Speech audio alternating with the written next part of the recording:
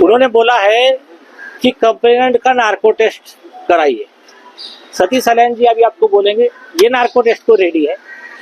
हाँ अभी बताइए इनको बोलिए। मैं जो नार्को टेस्ट को रेडी है और मेरे साथ जो आरोपी है जो साहब ने बोला है आदित्य ठाकरे से लेके सब वो भी सब रेडी होना चाहिए। मैं तो आज देने को तैयार हूँ।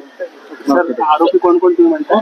ते साहेबांनी नाही, सर, पोलीस नाव नाही सांगू शकत नाही. मला आवडत नाही. नाव घ्यायचं. पोलीस कार्यालयात आला होता, तुम्ही जी तक्रार दिली होती, त्याच्यावर पोलिसांनी कारवाई केली आहे. नहीं अभी उसको आगे नहीं करना है वो। आप कह रहे नहीं बात आप क्लियर नाम लेके बात कीजिए, क्या आपने क्या मांगे है क्या नहीं। इन्होंने शब्द आपने इन्होंने नहीं आपने आपको आप अपने हिसाब से बताइए। आदित्य ठाकरे आदित्य ठाकरे क्या आरोप है कि तुम बोले जो आरोप नाम दिया ना उन्होंने वो नाम अभी इन्होंने भी बोला ना आपको, और कितने बार उनको पता है? हायकोर्ट यांच्या तक्रारीवर पोलिसांनी काही कारवाई केली नाही. तुम्ही लेखी तक्रार दिली होती. नहीं, आता करतील ना आता करतील. दुसऱ्यांदा आला काय म्हणता पोलिसांचं? आता सांगते काय आहे त्यांचा नाही काही चॅनलवाले काय करतात, काही चॅनलवाले काय करतात, एक शब्द विचारतात आणि मग चालवतात. त्यांनी म्हटलं माझ्यावर कोणता दबाव नव्हता. तर हे जे काही सरळ सरळ प्रश्न विचारण्यात आला.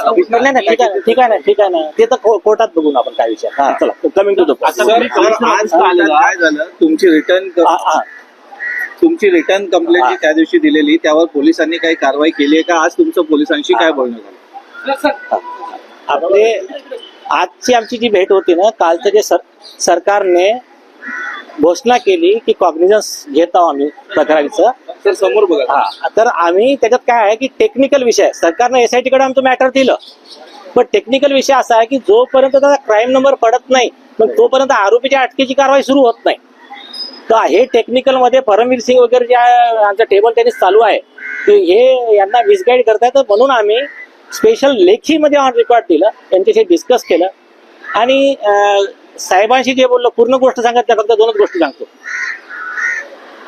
आम्हाला एक चांगला अधिकारी द्या, सीबीआय जेव्हा येईल तेव्हा येईल, 7 दिवसाच्या आत आमच्याकडचे सिक्रेट पुरावे आणि अवेलेबल पुरावे केस क्लोज करून दाखवतो, क्लिअर करून दाखवतो. चांगला मागणी होती, एफआयआर दाखल झालाय नाही त्यांनी सांगितलं की आता सीपी साहेबांशी डिस्कस करून ते क्राईम नंबर कधी द्यायचा ते सांगतील. एक असा प्रश्न असा होता की तुम्ही अनेक दिवसांपासून पहिल्या दिवसापासून गँगरेजचा आरोप करताय, मात्र जो पीएम रिपोर्ट बघितला तर त्याच्यामध्ये प्रायव्हेट पार्टवरती कोणती इंजरी दिसत नाहीये. मग कसं काय तुम्ही गँगरेजचा आरोप पुढच्या आधारावर करताय? हा प्रश्न आवश्यक होता. हे